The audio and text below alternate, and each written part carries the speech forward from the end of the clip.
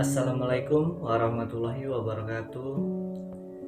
Perkenalkan, nama saya Ahmad Rizky Pranata dari Prodi Manajemen kelas MNJ 23C.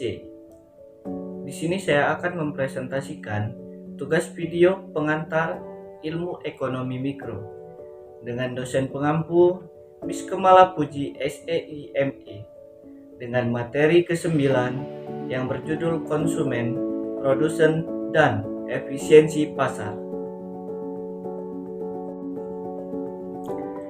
Konsumen, produsen, dan efisiensi pasar. Presentasi ini akan membahas konsep dasar tentang konsumen, produsen, dan efisiensi pasar. Mari kita mulai. Mengenal konsumen. Konsumen adalah individu atau organisasi yang mengonsumsi barang atau jasa untuk memenuhi kebutuhan atau keinginan mereka. Mengenal konsumen merupakan suatu konsep yang sangat penting dalam pemasaran. Ini melibatkan pemahaman mendalam tentang perilaku, preferensi, kebutuhan, dan karakteristik konsumen yang menjadi target pasar suatu produk atau layanan.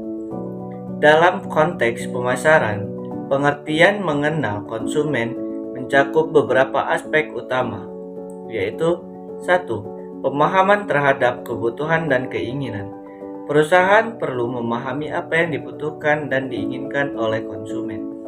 Ini melibatkan analisis terhadap kebutuhan fungsional, apa yang diperlukan, dan keinginan emosional, apa yang diinginkan. Yang kedua, segmentasi pasar.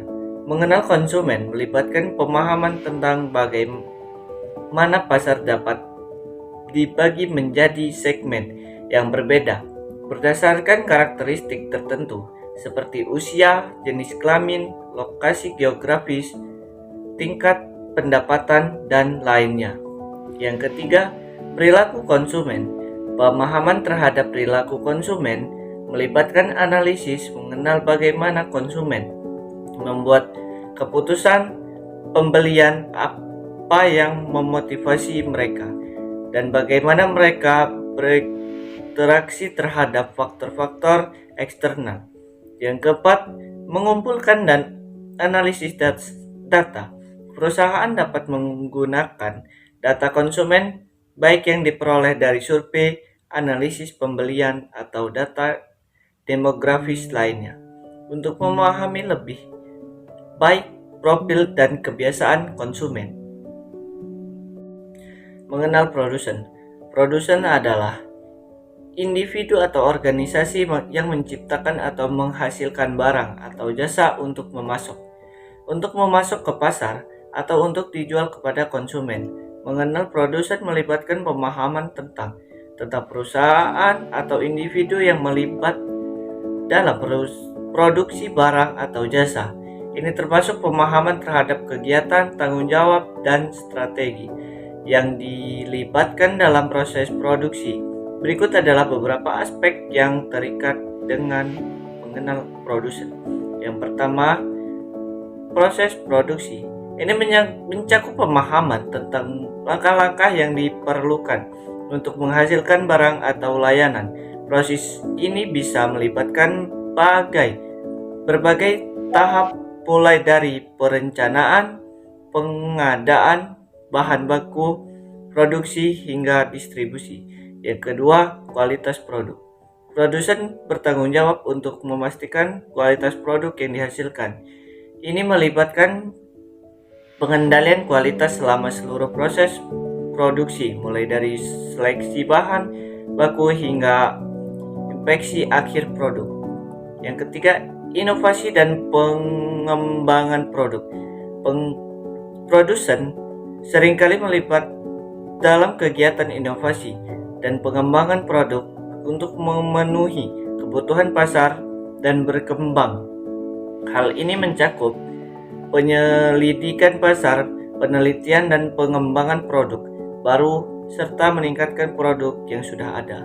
Yang keempat, efisiensi produksi. Produsen perlu memperhatikan efisiensi operasional untuk mengoptimalkan biaya produksi ini melibatkan manajemen rantai pasokan, pengelolaan, persediaan, dan penerapan teknologi produksi yang canggih. Interaksi konsumen dan produsen. Yang pertama, tawar-menawar. Konsumen dan produsen berinteraksi memulai proses tawar-menawar untuk menentukan harga dan kuantitas barang atau jasa yang akan dibeli atau dijual. Yang kedua, permintaan dan penawaran. Konsumen memberikan permintaan sedangkan produsen memberikan penawaran. Interaksi antara permintaan dan penawaran ini mempengaruhi harga pasar. Interaksi.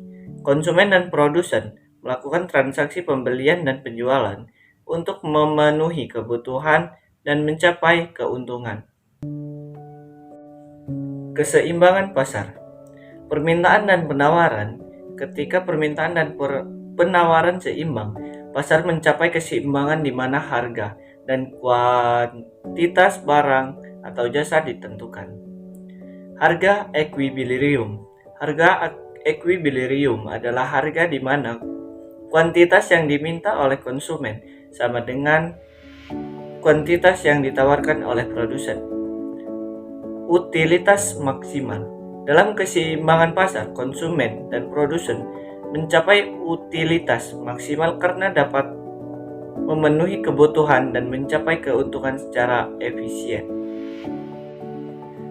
Apakah pasar efisien? Pasar dikatakan efisien ketika sumber daya dialokasikan secara optimal sehingga mencapai keuntungan maksimal dan memuaskan kebutuhan konsumen. Faktor-faktor yang mempengaruhi efisiensi pasar. Yang pertama, transparansi informasi. Yang kedua, kompetisi yang sehat. Yang ketiga, peraturan dan regulasi yang jelas. Yang keempat, kualitas barang dan jasa yang baik. Contoh efisiensi dan ketidakseimbangan pasar. Pasar efisien.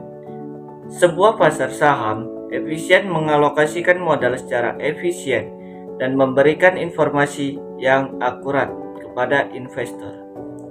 Ketidakseimbangan pasar.